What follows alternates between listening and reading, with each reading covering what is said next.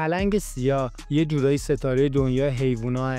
واقعیتش اینه که پلنگ سیاه در واقع یه پلنگ یا جگوار معمولیه که یه جهش ژنتیکی به نام ملانین توی بدنش اتفاق افتاده و باعث شده پوستش کاملا سیاه بشه. توی تاریکی جنگل‌ها یا مناطقی با سایه زیاد این رنگ سیاه فوق‌العاده بهش کمک میکنه تا کاملا مخفی بمونه و شکار راحت‌تری داشته باشه. این پلنگا خیلی نازن و خاص هستن چون سیاه بودنشون خیلی نادره و حتی برای چشم انسان دیدنشون مثل یه راز جنگله. اونقدر نرم و براقن که انگار پوستشون مخمل سیاهه. این حیوونا قدرتمند و چابک هستن و معمولاً توی مناطق جنگلی آسیا و آفریقا زندگی میکنن. بیشتر اوقات تنها هستن و خیلی کم پیش میاد گروهی دیده بشن. صدایی شبیه قرش دارن ولی خیلی نرمتر از شیر یا ببره. جالبتر این که پلنگ سیاه برخلاف تصور بعضیا یک گونه جدا نیست، بلکه یه نسخه سیاه رنگ از گونه پلنگ و جگواره. توی افسانه ها و فرهنگ های مختلف پلنگ سیاه نماد قدرت، رمز و راز و حتی شجاعت بوده. مثلا توی فرهنگ های بومی آمریکا و آفریقا این حیوان رو به عنوان محافظ و راهنمای جنگل میشناسن. علاوه بر ظاهر زیباش، رفتار هوشمندانه‌ای داره و شکارش خیلی دقیق و سریع انجام میشه. برای همین اگه دلت خواست از یه موجود رمزآلود و جذاب توی طبیعت بدونی، پلنگ سیاه بهترین گزینه است. این عنکبوت به خاطر رنگ کاملا سیاهش و سم قویی که داره حسابی معروفه. اسمش بیوه سیاست. به این خاطر که ماده ها بعد از جفتگیری گاهی نر رو میخورن. البته همش واقعیت نداره، ولی همین موضوع باعث شده کلی ترس و احترام توی دل مردم جا بندازه. بدنش کوچیکه، معمولاً کمتر 1.5 سانت، ولی رنگ سیاهش کاملا مات و براقه، انگار یه توپ مشکی کوچولو روی دیوار. عنکبوت بیوه سیاه بیشتر توی مناطق گرم و معتدل زندگی میکنه، مثلا جنگل‌ها، باغ‌ها و حتی نزدیک خونه‌های انسان‌ها. تارهای این عنکبوت خیلی قوی و نامرئی هستن و برای شکار کردن حشرات استفاده میکنه. سمش یکی از قوی‌ترین سم‌های عنکبوت هاست، ولی معمولا فقط وقتی گاز میگیره که احساس خطر کنه. البته نیشش برای انسان‌ها معمولاً کشنده نیست، ولی درد زیادی داره و باید سریع درمان بشه. این عنکبوت توی فیلم‌ها و داستان‌ها کلی نقش داشته، چون رنگ سیاه و رفتار مرموزش آدم رو میکشونه به سمت رازآلودگی و حتی یه مقدار ترس. اما واقعیتش اینه که بیشتر مواقع ساکته و دوست نداره مزاحم کسی بشه. البته به خاطر رنگ کاملا سیاهش توی تاریکی حسابی قابل تشخیص نیست. اگر توی طبیعت دیدیش بهتره با احترام به فاصله نگاهش کنی. ماما سیاه یکی از ترسناکترین و سریعترین مارهای دنیاست و یه جوری معروف شده که تقریبا همه اسمشو شنیدن.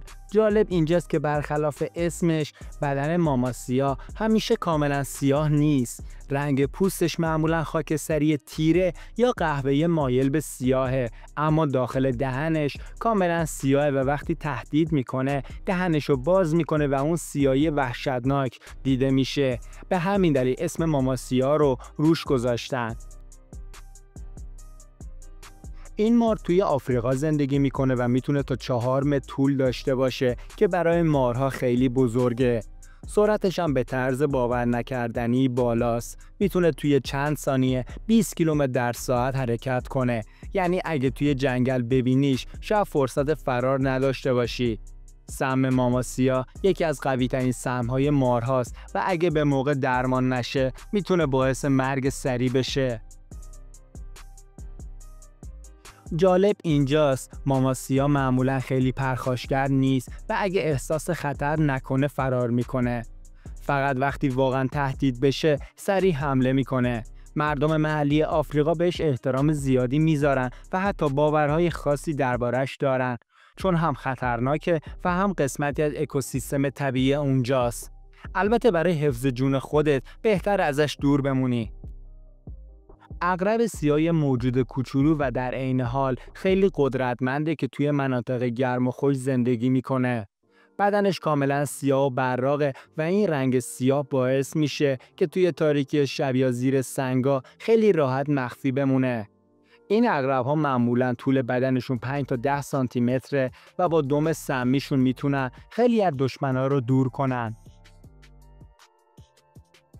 سم عقرب سیاه معمولاً برای انسان‌ها خطرناک نیست، اما نیشش دردناک و ممکنه واکنش آلرژیک ایجاد کنه. البته گونه‌هایی از عقرب سیاه هستن که سم قوی‌تری دارن و برای شکار حیوانات کوچیک کاربرد داره.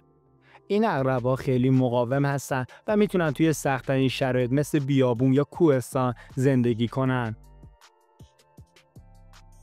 یکی از ویژگی‌های جالب عقرب سیاه اینه که شب‌ها فعال‌تره و روزها معمولاً زیر سنگ‌ها یا در شکاف‌ها پنهون میشه. ظاهر براق و سیاهش باعث شده خیلی‌ها ازش بترسن، ولی این موجود نقش مهمی توی تعادل طبیعی داره چون حشرات مزاحم رو کنترل میکنه. خلاصه اینکه عقرب سیاه یه جنگجوی کوچیک و مخفی توی دنیای حیواناته. سوسکای سیاه یه جورایی ستاره دنیای حشرات هستن. شاید فکر کنی همه سوسکا کثیف و آزاردهنده‌اند، ولی بعضیاشون واقعا خاصن. مخصوصا این مدل کاملا سیاه که پوستش صاف و براقه، انگار از جنس پلاستیک ساخته شده باشه. این سوسکا توی دنیا هزاران گونه دارن و بعضیاشون دقیقاً همین رنگ سیاه مات یا براق رو دارن. این سوسکا بیشتر توی مناطق جنگلی، باغ‌ها یا حتی توی خونه‌های ما زندگی می‌کنن. جالب اینجاست که خیلی از این سوسکا نقش خیلی مهمی توی طبیعت دارن، مثلا تجزیه مواد مرده و کمک به ساخت خاک غنی. البته بعضیا هم به گیاهان و محصولات کشاورزی آسیب میزنن، ولی در کل نقش سازنده‌ای دارن. یکی از ویژگی‌های جالب این سوسکا مقاومت بالاشونه. بدن سخت و قویشون باعث میشه در برابر تهدیدات محیطی مثل خشکی، ضربه مقاومت کنند. حرکتشون معمولاً آرومه، ولی اگه احساس خطر کنن، سریع میدونن چطور فرار کنن. شاید ظاهرشون ترسناک باشه، اما این سوسکا برای اکوسیستم خیلی حیاتی هستن. سمندر سیاه یکی از اون موجودات خسیس و مرموز جنگله که رنگ کاملا سیاه و براق داره.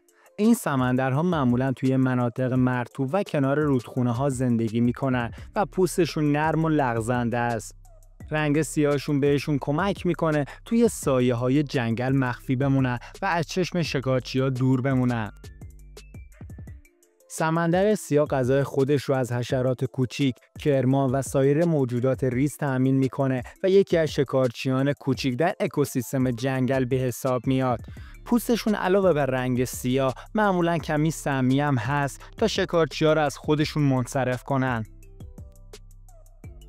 سمندرهای سیاه علاقه‌مند به محیط‌های سرد و مرطوبن و معمولاً شب‌ها فعالیت بیشتری دارند. رفتارشون آرومه و سعی میکنن کمتر دیده بشن. البته گاهی وقتا برای جذب جفت یا دفاع از قلمروشون صدای خاصی تولید میکنن که برای ما قابل شنیدن نیست. سمندر سیاه موجود زیبا و کمی رازآلود توی جنگل به حساب میاد و تماشای حرکت آرامش بخششون کنار آبها میتونه حس خوبی رو به آدم بده. وجود این سمندرها نشونه سلامت محیط زیست و جنگله، چون حساسیت زیادی به آلودگی‌ها دارند.